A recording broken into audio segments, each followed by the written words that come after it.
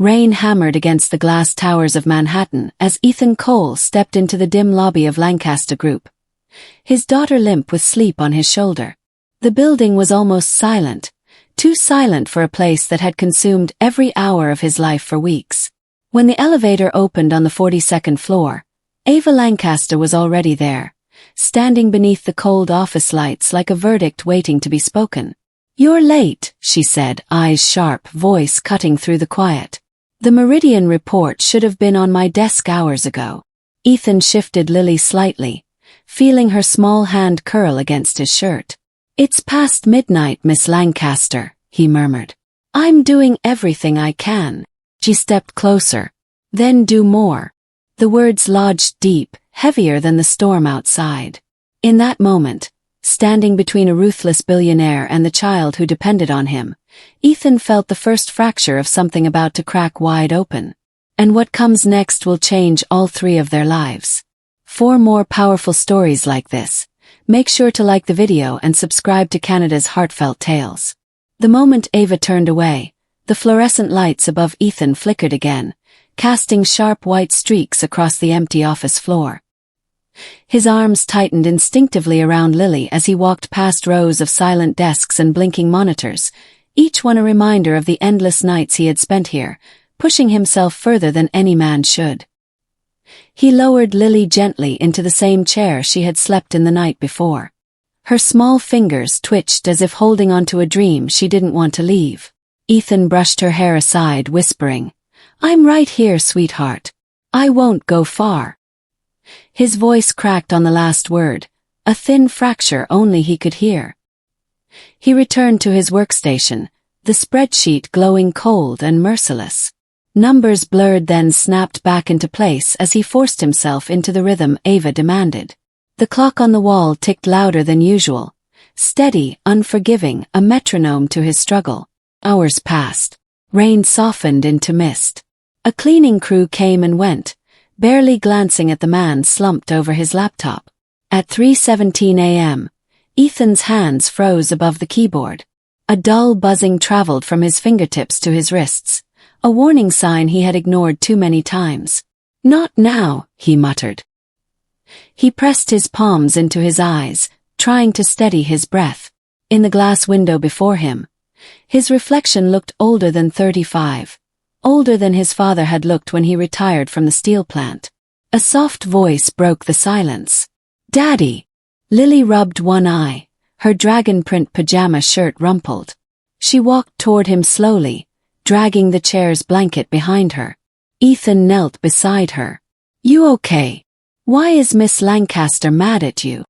Her question carved through him sharper than anything Ava had said. "She's stressed," he replied.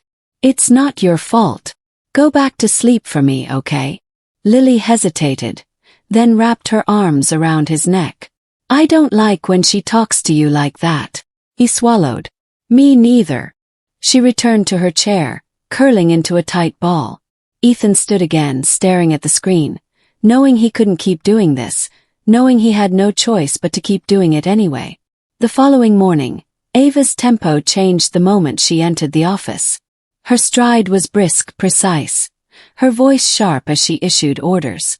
Yet something unsettled her when she caught sight of Ethan working with Lily asleep beside him.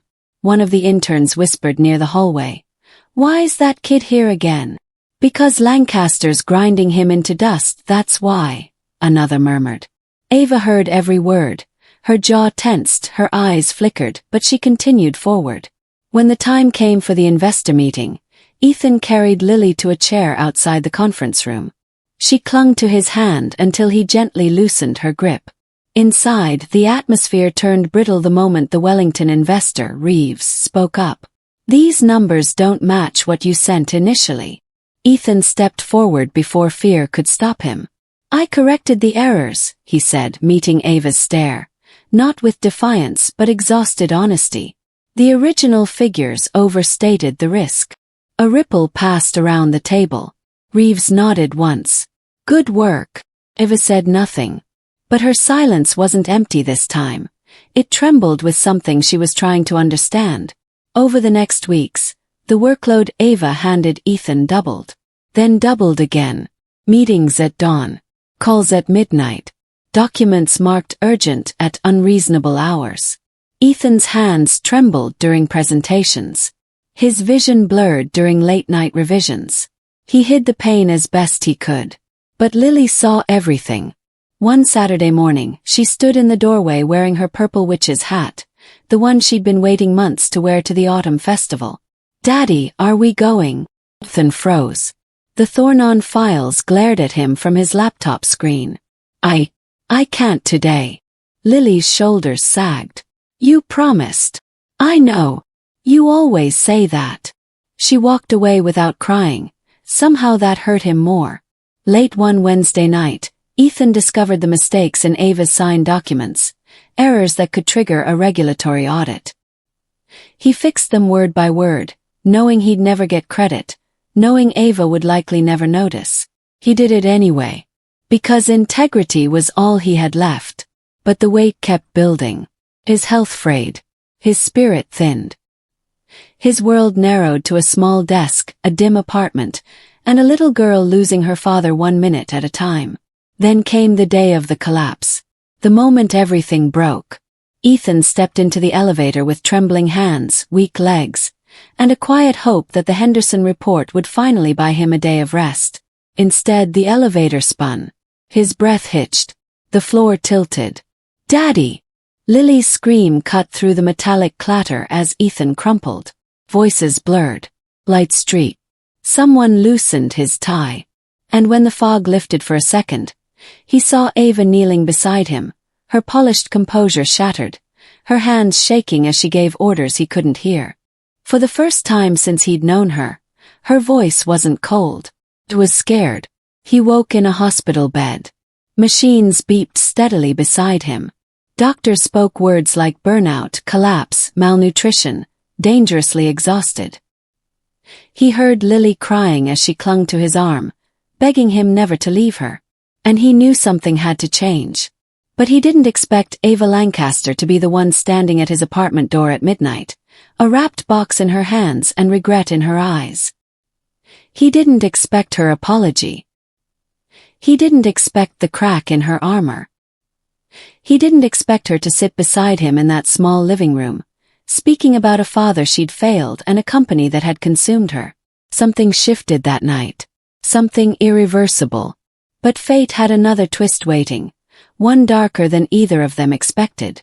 And when it came, it would expose every fracture in their lives. The morning after Ava's midnight apology, Ethan felt a strange quiet inside him. Not peace, not resolution, but the faintest breath of possibility. Lily danced around the kitchen with her new purple dragon, laughter echoing through the apartment like a sound the walls had forgotten. Ethan watched her closely, memorizing the lightness that had returned to her face, and wondered if one night could truly change anything. His phone lit up with Ava's message. "I meant what I said last night. Can we meet tomorrow to discuss a new arrangement? Somewhere neutral. Have ideas." He stared at the words for a long moment before typing back a simple "oh."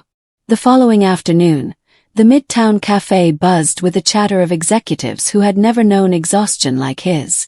When he walked in, Ava stood from her corner table, not out of politeness but respect. That small gesture unsettled him more than all her past cruelty. She pushed a folder toward him. Inside was a new position. Flexible hours, a significant raise, childcare assistance, mandatory vacation time. Ethan blinked slowly, unsure if fatigue had created a hallucination. "This is too much," he murmured. "It's not enough," Ava replied. "Not compared to what I cost you." Her voice trembled, not with weakness but truth. For the first time, Ethan saw her not as a billionaire CEO but as a woman who had been shaped by expectations she never chose. A woman desperate to do better. Still he hesitated. "Why me?" Ava breathed in, steadying herself. "Because you were the one who held the mirror up. And for once, I didn't like the reflection. I want to fix what I broke, Ethan. Starting here." He didn't say yes. But he didn't walk away. Weeks passed, and Lancaster Group shifted in ways that once felt impossible. Ava delegated tasks, cut back late-night meetings, and implemented wellness policies the board had resisted for years. Employees whispered cautiously, some hopeful, some suspicious, but everyone felt the change. Ethan's life steadied. He picked up Lily after school. He cooked dinner without a laptop open beside the stove. He tucked her in at a reasonable hour instead of whispering promises over the sound of typing. Still, the building tension between him and Ava grew. Slowly, quietly, unmistakably. Their conversations deepened. Their silences spoke more than their words. Their shared moments, brief, unplanned, held a warmth neither dared to name. But peace never lasts unchallenged. One Friday afternoon, Ethan received a call from the school secretary. The tone of her voice carved straight through him. "Mr. Cole." Lily was picked up early by a woman who said she was her aunt. Ethan's pulse spiked. "She doesn't have an aunt." We didn't know." She had the correct password. The phone nearly slipped from his hand. He bolted through the office lobby, panic twisting into a sharp, focused determination. Employees stepped aside as he moved, alarm etched across his face. Ava intercepted him near the elevators. "What happened?" "Lily's gone." Ava didn't waste a second. "Tell me everything." Minutes later, the building's security team was mobilized. Calls rolled out to NYPD contacts, private investigators, transit monitors. Ava coordinated the operation with surgical precision. Her voice steady even as fear flickered behind her eyes. Through the night, Ethan fought waves of dread.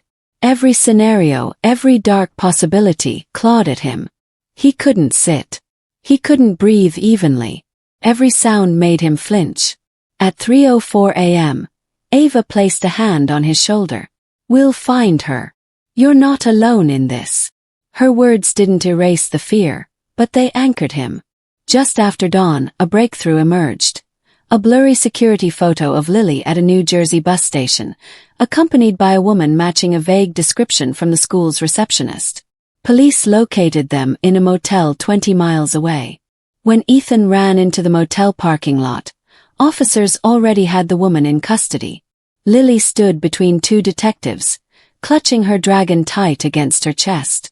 "Daddy!" Ethan dropped to his knees and caught her in his arms. Her small body shook as she cried into his shoulder.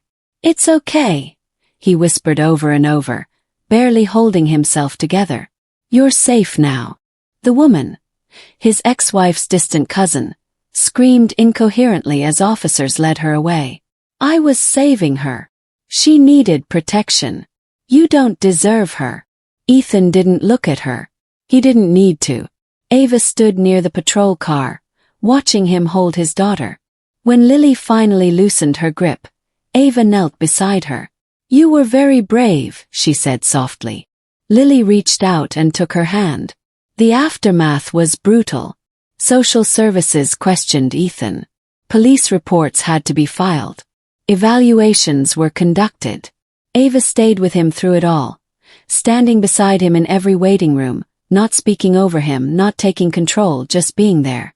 When it was done, and Lily slept in her own bed again, Ethan and Ava sat in the dim living room, the city lights casting soft patterns across the floor. "Thank you," he said quietly, "for everything today." "You don't owe me anything," she replied. Then, after a long pause, "I'd do anything for that little girl." Her voice lowered to almost a whisper. "And for you. If you'd let me." Ethan looked away, emotion pinching the breath in his chest. "I'm scared, Ava. I don't want to break again." "Neither do I," she said. "Maybe we learn not to break together." In the months that followed, Ethan accepted her job offer. Life settled into something resembling balance. Lily laughed more. Ethan slept more. And Ava worked tirelessly to rebuild Lancaster Group into the humane company her father never managed to create. But not everyone welcomed the changes. Some executives resented the shift, especially Graham Wilder, Ava's ruthless chief financial officer. He had always thrived under the old system, where overworked analysts and aggressive deadlines meant bigger margins and bigger bonuses. He saw Ava's transformation as weakness. And he saw Ethan as the cause. Rumors spread, whispers of favoritism, secret deals, impropriety. Graham fanned the flames, building a narrative designed to push Ethan out and undermine Ava's authority. The tension finally erupted during a board meeting when Graham presented evidence of Ethan altering financials for Ava's benefit. Ava's gaze sharpened into ice. "Where did you get these documents?" Graham smirked. "Anonymous tip." Ethan stepped forward. "Those numbers are fabricated." "Of course you'd say that," Graham snapped. "The CEO has been protecting you since day one." The room buzzed with murmurs. But Ava wasn't finished. She lifted a folder, one she had prepared quietly after noticing odd patterns in the company's internal audits. "These aren't Ethan's revisions," she said. "They're yours, Graham." He blinked. "Excuse me. You rerouted project data to make your division appear more profitable. And you pinned your mistakes on an analyst who saved us from regulatory penalties. I have the timestamps. And the server logs." Color drained from Graham's face. Ava's voice cut sharper. "You overworked my staff. You falsified reports. And you endangered this company." She turned to the board. "I'm terminating him effective immediately." Graham sputtered. "You can't." Security entered the room. Lily's drawing of the three of them, framed in Ava's office, flashed briefly through Ethan's mind. Not as a promise, but as a reminder of what integrity looked like in a world starving for it. As Graham was escorted out, Ava met Ethan's eyes, her voice steady. "No one will ever break you under my roof again." Ethan exhaled, a slow release of a weight he had carried for years. But this wasn't the end. It was the beginning of a reckoning bigger than either of them expected. In the weeks after Graham's downfall, the building felt different.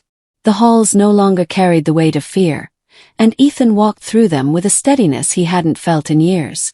Lily ran to him each afternoon, her laughter echoing through the lobby as if reclaiming a space that had once exhausted her father.